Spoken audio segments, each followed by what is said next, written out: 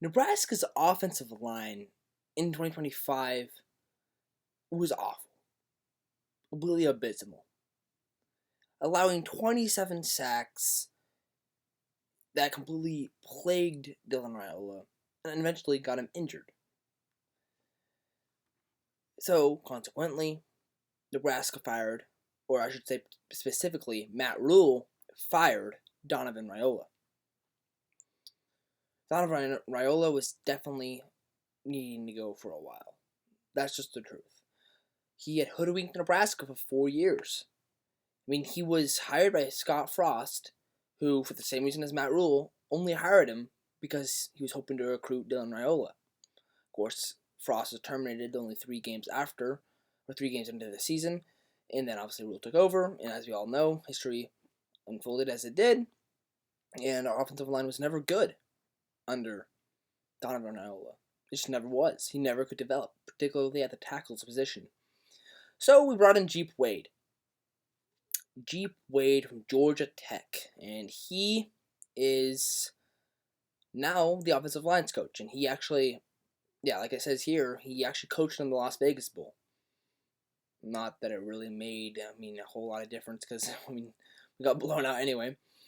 But, anyway, I wanted to make this video about evaluating Geep Wade, because I've been making a kind of a custom on my channel to just evaluate every new coach Nebraska hires and whether or not they're actually beneficial for Nebraska or not.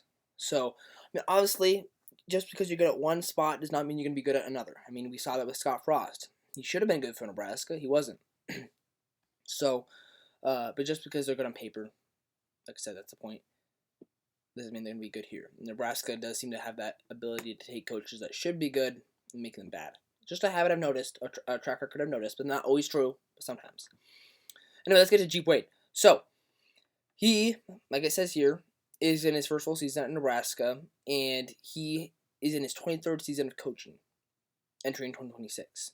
And just to kind of quickly go through this to kind of make a decent evaluation, Wade was at Georgia Tech for 3 years. Okay, so about as long as Matt Rule's been at Nebraska, up to 2026. And the Yellow Jacket offensive line was among the nation's best run blocking and pass blocking units during Wade's time at the school.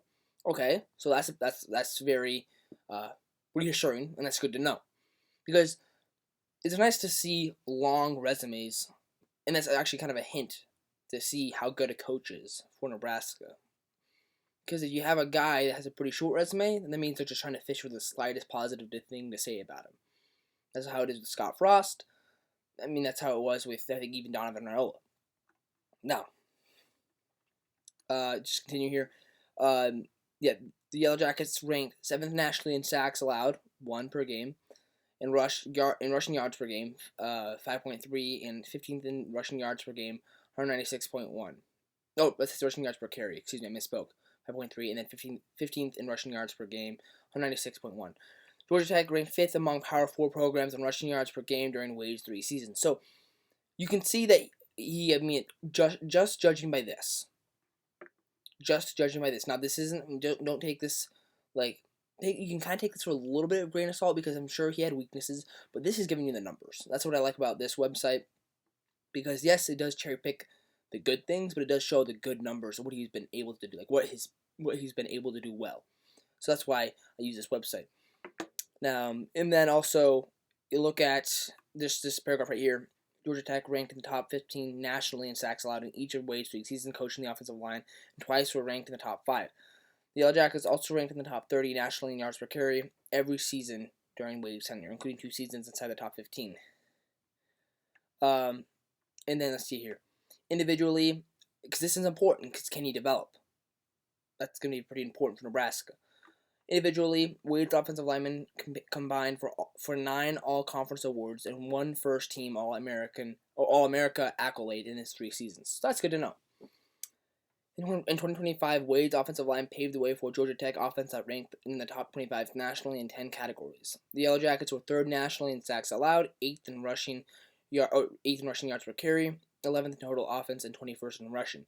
Three of Georgia Tech's starting offensive linemen earned all ACC recognition, helping quarterback Haynes King become the ACC Offensive Player of the Year. Well, that's good to know. And what I think is the biggest fact that stands out to me is the facts that he was in the ACC and his offensive lines were exceptional. That's what's important to me.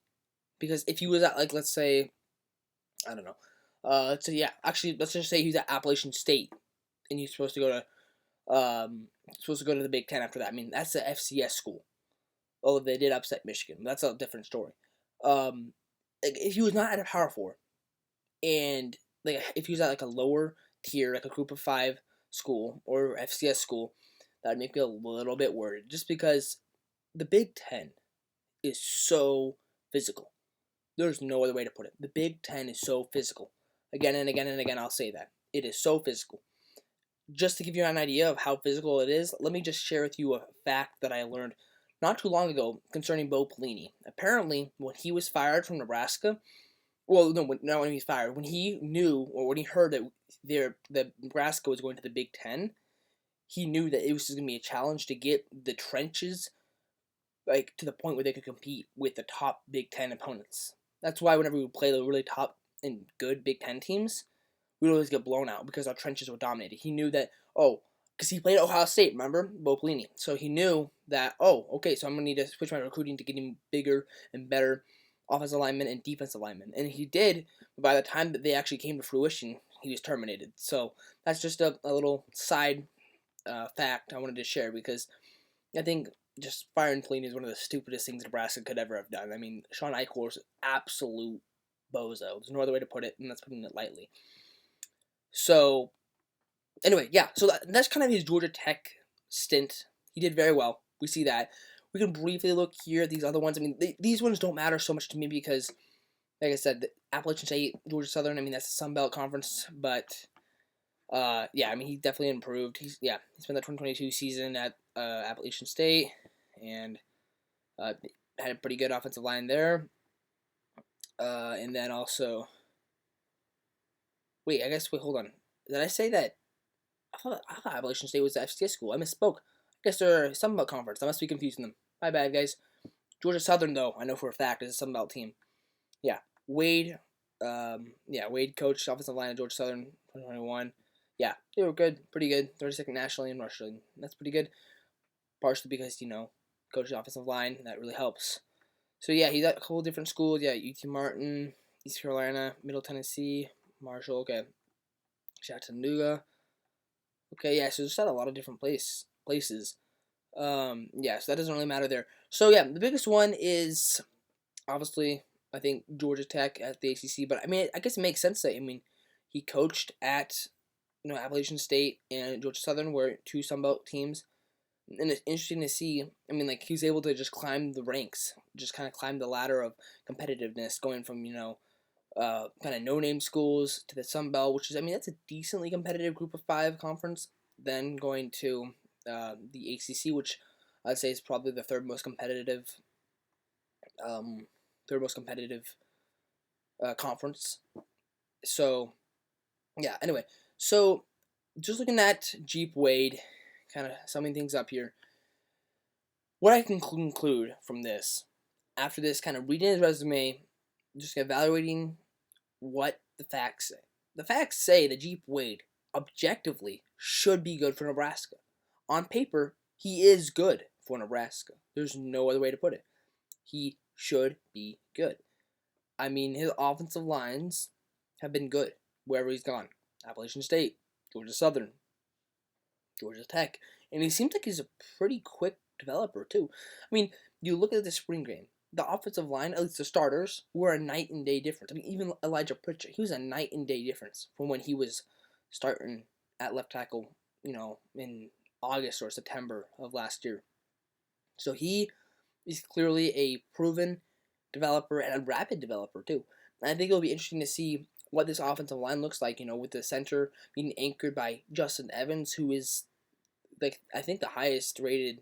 He's the highest, or I think the highest returning center in college football, and he's the highest rated player on the football 27 like a video game, and they have him rated like the highest on Nebraska's roster. But overall, he's rated as the highest, and as the best returning center in all of college football. So that's cool to know because he was good. Donovan Iola, he was not good at most of his duties as an offensive lines coach, but one thing he did do good was have a good center in Justin Evans. That's definitely going to give him credit. And I think Latowski wasn't bad or Rocco Spindler, but he just wasn't good at his tackles. Should have worked on that more. Anyway, yeah. So that is it for me today, guys. I will see you in the next one. Until next time, go Big Red and go Matt Rule.